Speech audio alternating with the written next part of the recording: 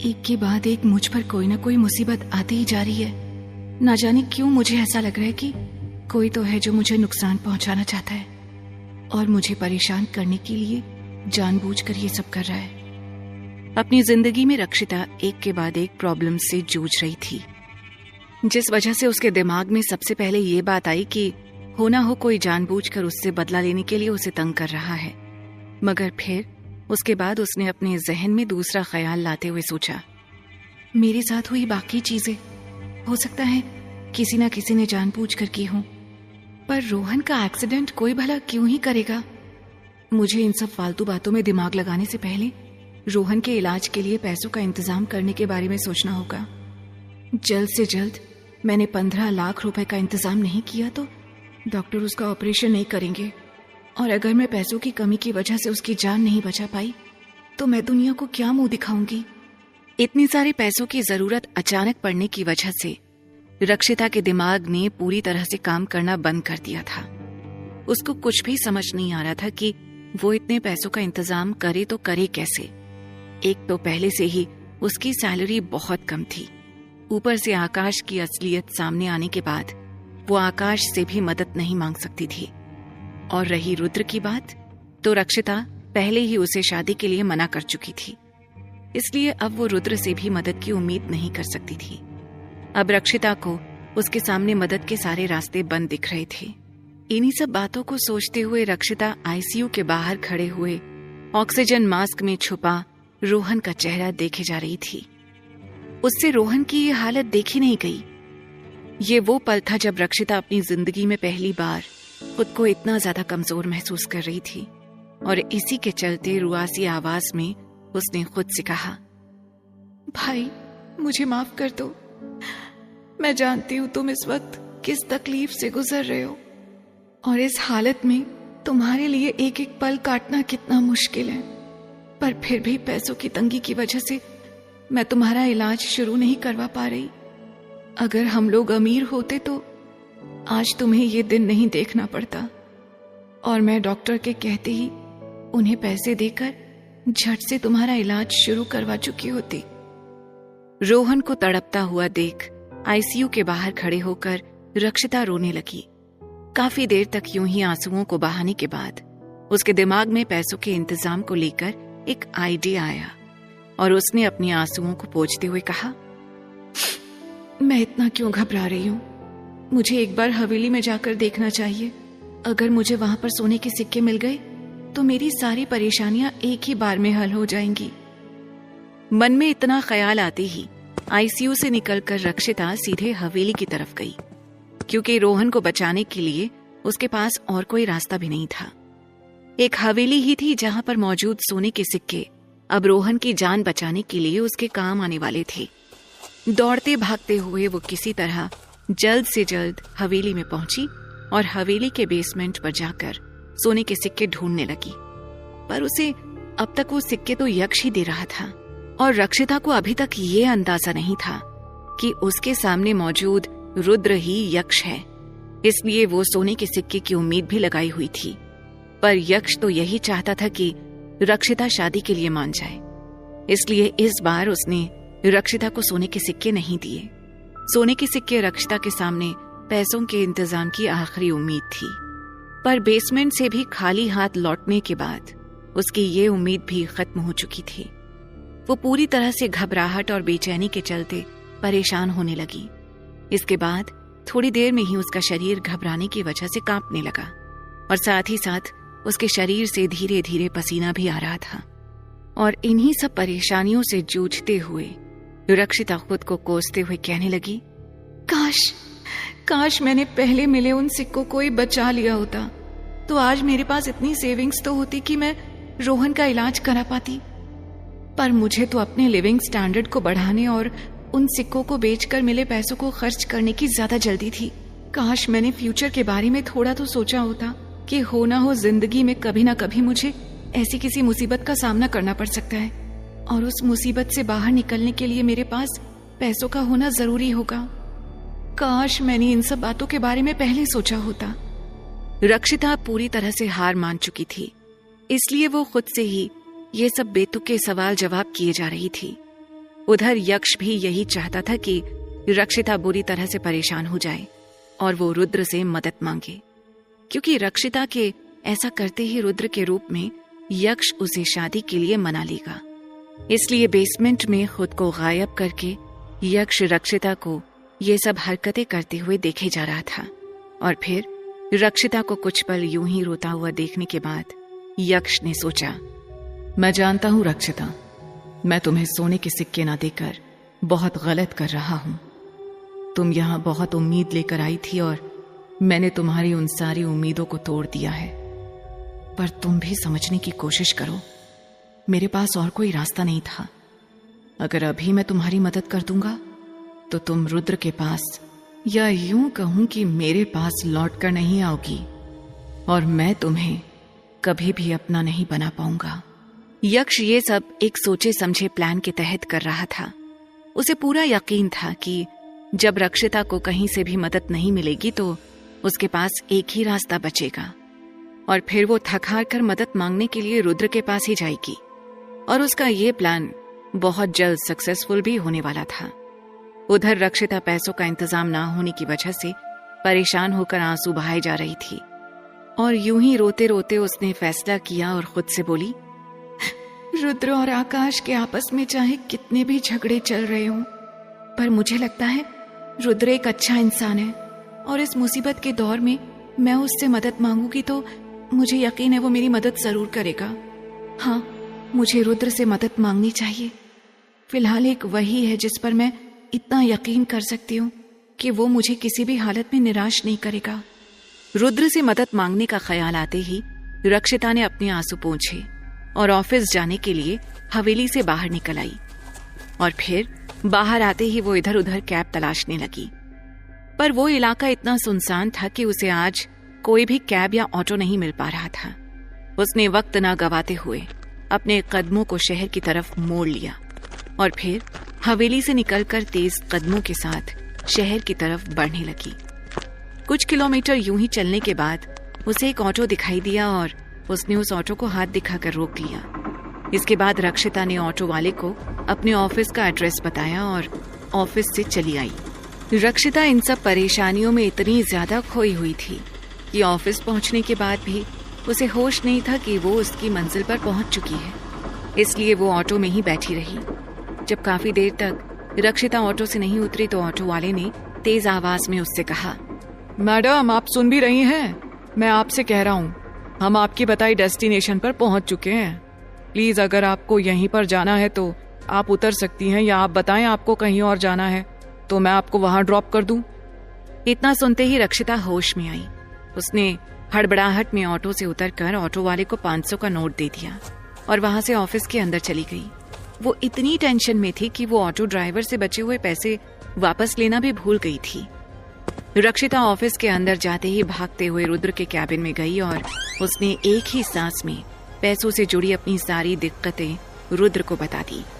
रुद्र भी उसकी बातों को काफी गौर से सुने जा रहा था। उसके बाद रुद्र अपनी चेयर से उठा और उसने रक्षिता के करीब आकर कहा, देखो रक्षिता, एक तुम ही हो जो खुद की मदद कर सकती हो। मेरे हाथ में कुछ भी नहीं है। अगर तुम चाहो तो पैसों का इंतजाम हो सकता है। रुद्र की बातों से रक्षिता को कुछ समझ नहीं आ रहा था कि वो कहना क्या चाहता है। इसलिए वो खुद ही रुद्र से पूछ बैठी, सर मैं कुछ समझ नहीं पा रही हूँ। आप साफ साफ बताइए कि आखिर मैं खुद की मदद कैसे कर सकती हूँ। रक्षिता की बातों को सुनकर पहले तो रुद्र हल्का सा मुस्कुराया और फिर रक्षिता के बालों को सहलाते हुए उसने कहा, तुम तो जानती ही हो कि मैं तुमसे शादी करना चाहता हूँ। अगर तुम मेरी बात मानकर मुझसे शादी कर लो तो मैं पैसों से जुड़ी तुम्हारी सारी परेशानी एक बार में ही सॉल्व कर दूंगा। अब सारा फैसला तुम्हारे ऊपर है कि तुम्हें क्या करना है। इतना कहने के बाद रुद्र ने कैबिन का दरवाजा खोला और बाहर निकल आया।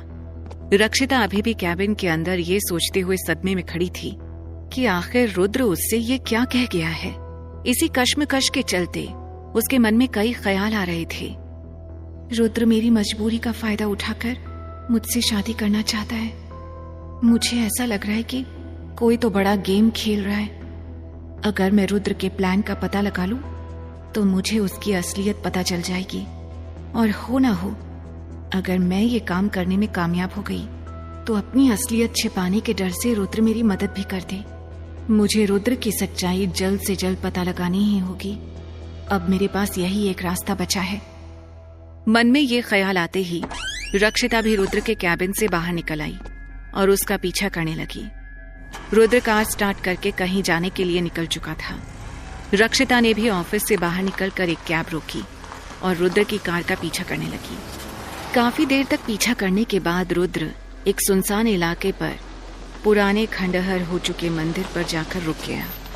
रक्षिता ने ये देखा और कुछ दूरी पर अपनी कैब को रोकने को कहा, जिससे कि वो रुद्र की नजरों में ना आ सके। इसके बाद रक्षिता कैब से उतरकर छिपते छिपाते मंदिर के अंदर रुद्र के पीछे चली गई। उसकी नजरें मंदिर के आसपास रखी हुई मूर्तियों पर ठहर चुकी थी। ये मूर्तियां सालों पुरानी लग रही थीं और पूरी तरह से टूट चुकी थीं। रक्षिता को कुछ समझ नहीं आ रहा था कि आखिर रुद्र यहाँ किस लिए आया है। रक्षिता अभी ये सब देख ही रही थी कि पीछे से उसे कानों में रुद्र की गुस्से भरी आवाज सुनाई दी। रक्षिता, आखिर तुम यहाँ कर क्या रही हो और तुम यहाँ तक पहुंची कैसे?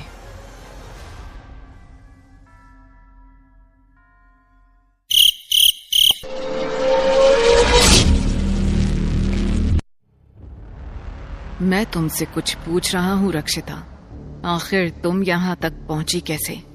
क्या तुम मेरा पीछा कर रही थी? मैं जानना चाहता हूँ इसके पीछे की वजह क्या है। तुम क्या सोचकर मेरा पीछा कर रही थी? क्या तुम अब मेरी प्राइवेसी में भी दखल दोगी?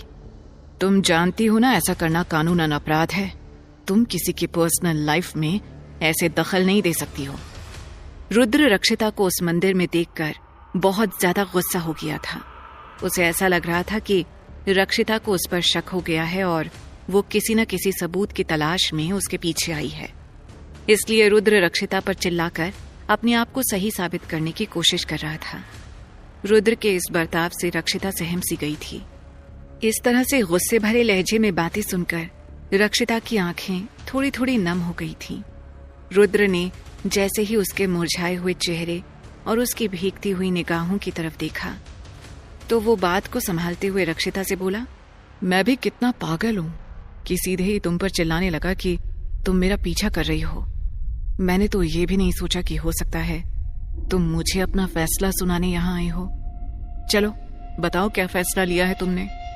क्या तुम मुझसे शादी करने के लिए तैयार हो? रुद्र के मुंह से ये बातें सुनकर रक्षिता को समझ नहीं आ रहा था कि वो क्या बोले। इधर रुद्र उसके जवाब का बेसब्री से इंतजार कर रहा था।